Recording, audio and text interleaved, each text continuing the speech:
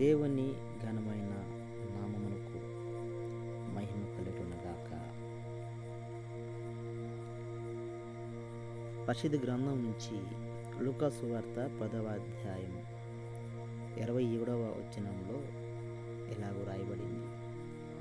నీ దేవుడైన ప్రభువును నీ పూర్ణ హృదయముతోను, నీ పూర్ణ మనసుతోను, నీ పూర్ణ శక్తితోను, నీ పూర్ణ వివేకముతోను ప్రేమింపవలెను.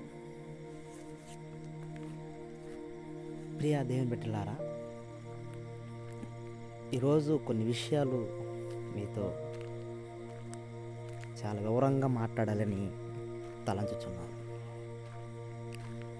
బైబిల్ గ్రంథంలో కీర్తనల గ్రంథము 34వ కీర్తన 8వ వచనంలో ఒక మాట రాయబడింది. ఏమని ఉందంటే అక్కడ,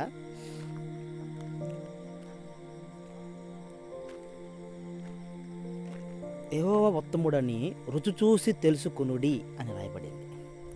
యెహోవా ఉత్తముడని రుచి చూసి తెలుసుకోవాలి. ఇక్కడ నేను మీకు అర్థం చేసుకోవాల్సిన విషయం అంటే చాలా క్లియర్గా చెప్తాను. రుచి చూసి తెలుసుకోవాలి. ఏదైనా కానీ అనుభవించి తెలుసుకోవాలి. ఎవరో చెప్పారని లేకపోతే ఎవరో చేశారని కాదు, కానీ కొన్ని విషయాలు రుచి చూసి తెలుసుకోవాలి. నిజంగా చాలాసార్లు ఇప్పుడు మనం చదివినటువంటి లూకా సువార్త 10వ అధ్యాయము 27వ వచనాల మాట చాలాసార్లు మనం చాలా టూకీగా చెప్పేస్తాం. అంటే అది మనకి ఒక కంఠస్థ వాక్యంలాగా చెప్పేస్తాం. క్రైస్తవులుగా పిలువబడుతున్న మనం అందరం బైబిలును ఎరిగిన మన అందరము చాలా కంఠస్థ వాక్యంగా చాలా వివరంగా చెప్పేస్తాం. నీ పూర్ణ హృదయంతో, నీ పూర్ణ ఆత్మతో, నీ పూర్ణ శక్తితో నీ తండ్రిని ప్రేమించాలని చెప్పేసి, నీ దేవుడిని యెహోవాను ప్రేమించాలని చెప్పేస్తాం. కానీ వాస్తవంగా కంఠస్థ వాక్యంగా మనం చెప్పేస్తాం, కానీ చెప్పలేం. అది మన జీవితంలో నిజంగా పూర్ణ హృదయంతో మన దేవుణ్ణి ఆరాధిస్తున్నామా, పూర్ణ శక్తితో మన దేవుని ఆరాధిస్తున్నామా? ఒక మాట చెప్పాలంటే నీ జీవితంలో ఎన్ని బంధాలున్నా, ఎన్ని పనులున్నా, ఎంతమందికి ఎంత ప్రియారిటీ ఉన్నా, ముందు స్థానం దేవుడికి ఇవ్వు. ముందు ప్రేమ దేవుడికి ఇవ్వు. ముందు నువ్వు ఎక్కువగా దేవుడిని పూజించు. ముందు ఎక్కువగా దేవుడిని నమ్ము. ఎక్కువగా అటాచ్మెంట్ దేవుడితో ఉండాలి. ఎక్కువ పరిచయం దేవుడితో ఉండాలి. ఎక్కువ స్నేహం దేవుడితో ఉండాలి. ఎక్కువగా ప్రేమ దేవుడితో ఉండాలి. ఎంతమంది ఈ యొక్క మనం దీన్ని అమలుపరుస్తున్నాం అంటే నేను చాలా వరకు, అంటే నా అభిప్రాయం వరకు చెప్తున్నా, చాలా వరకు ఇది పాటించలేరు. కానీ చెయ్యాలండి.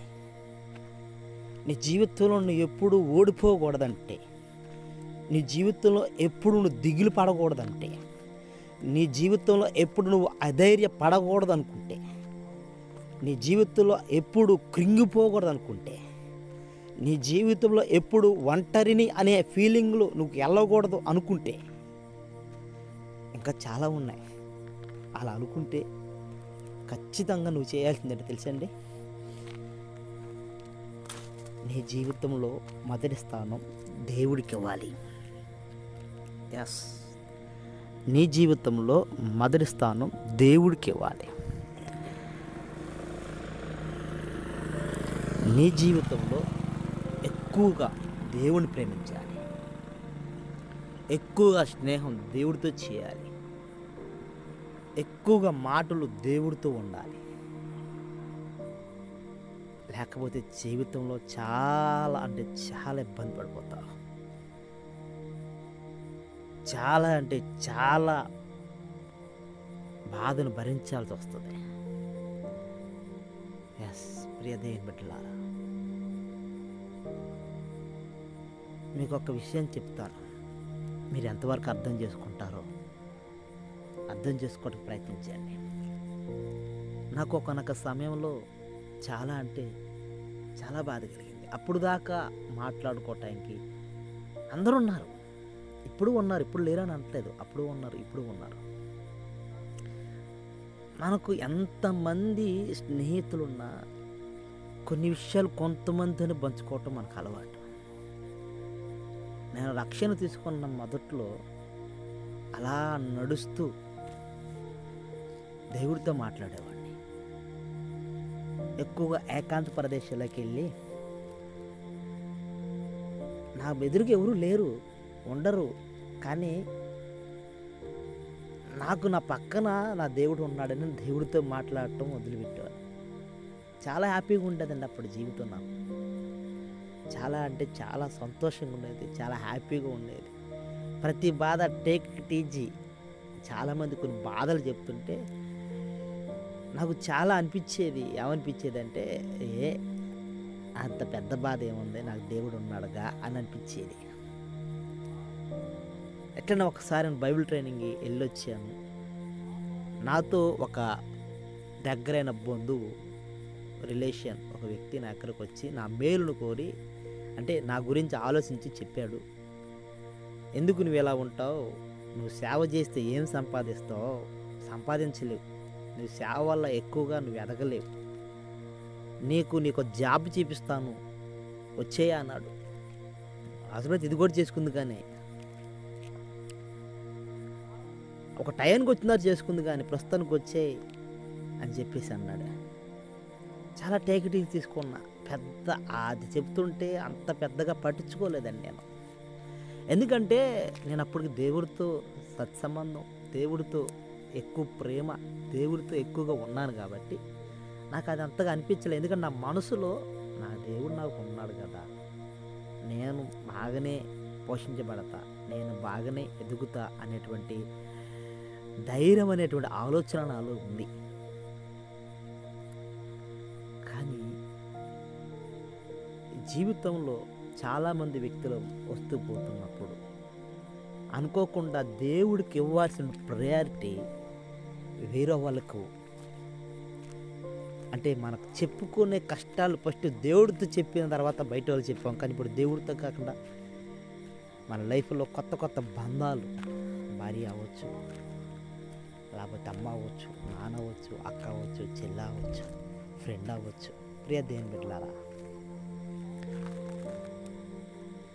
అలా దేవుడితో చెప్పే విషయాలు నా జీవితంలో కొద్ది కొద్దిగా తగ్గుతూ వచ్చాయి. అలా కొంతకాలం నా జీవితం కొనసాగిన తర్వాత ఒకరోజు నాకు చాలా దగ్గరగా ఉండేటువంటి వ్యక్తి, నన్ను బాధించడం మొదలుపెట్టాడు.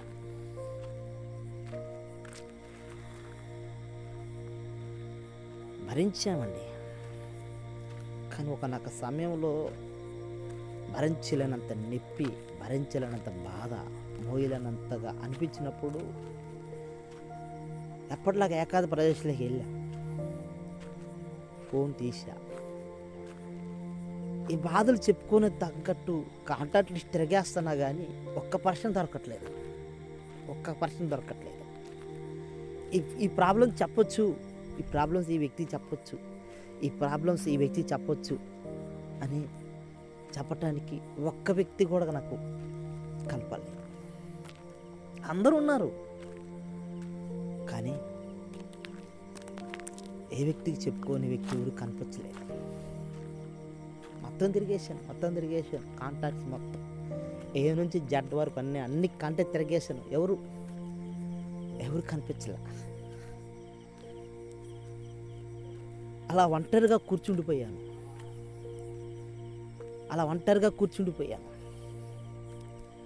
చాలా కొత్తగా అనిపించింది.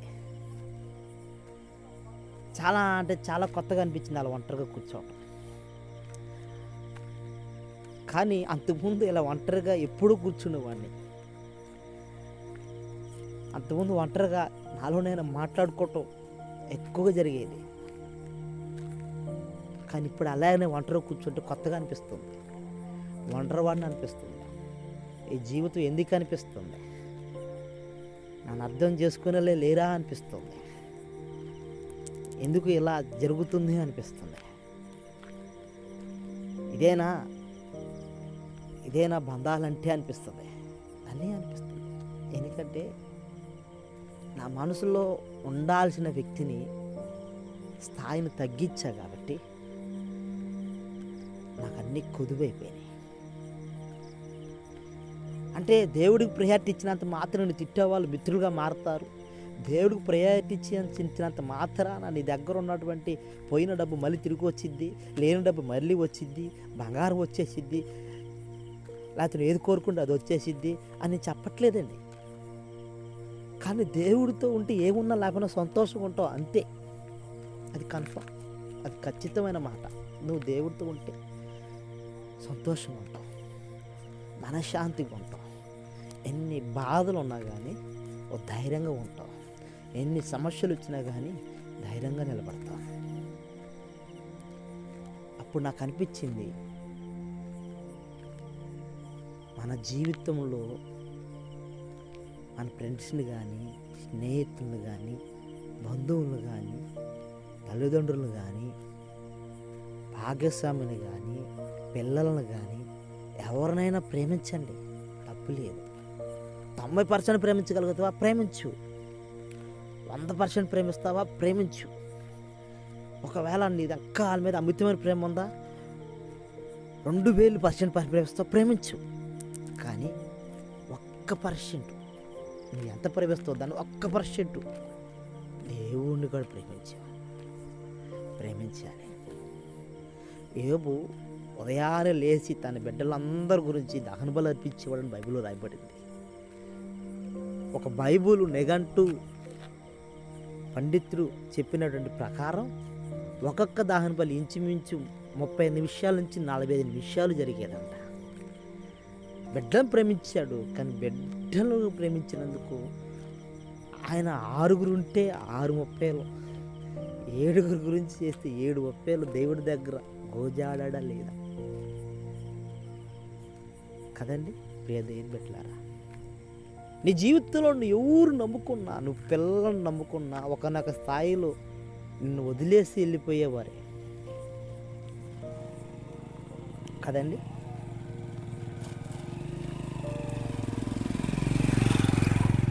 ఒకనొక సిచ్యువేషన్లో, పరిస్థితిలో, మ్యారేజ్ తర్వాత కావచ్చు, చదువుకొని భవిష్యత్తు కోసం కావచ్చు, ఉద్యోగం చేయటం కోసం కావచ్చు, పిల్లల దగ్గరికి వెళ్ళిపోతారు. ఎవరు నీ దగ్గర ఎవరు ఉండరు.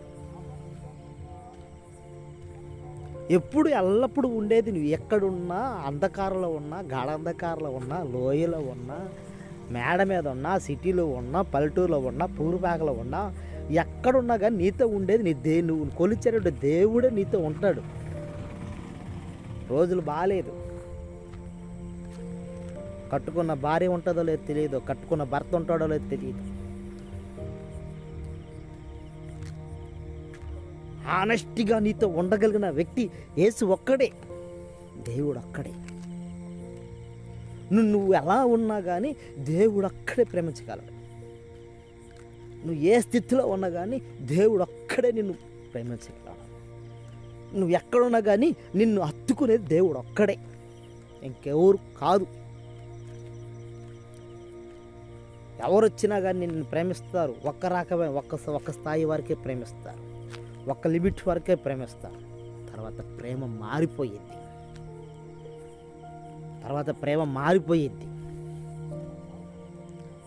కాబట్టి నేను మరలా చెప్తున్నటువంటి విషయం ఏంటంటే, నీ పూర్ణ మనసుతోనూ, నీ పూర్ణ హృదయముతోనూ, పూర్ణ మనసుతోనూ, పూర్ణ శక్తితోనూ, పూర్ణ వివేకంతోనూ దేవుణ్ణి ప్రేమించు. నీ బిడ్డలను ప్రేమించు, అందరిని ప్రేమించు.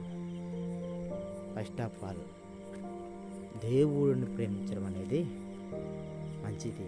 నీ బిడ్డలకు మంచిది, నీ కుమార్తెలకు మంచిది, నీ కుమారులకు మంచిది, నీ భర్తకు మంచిది, నీ భార్యకు మంచిది, నీ కుటుంబానికి మంచిది, ప్రత్యేకంగా నీకు మంచిది. కాబట్టి ఈ నా మాటలు మీరు అర్థం చేసుకొని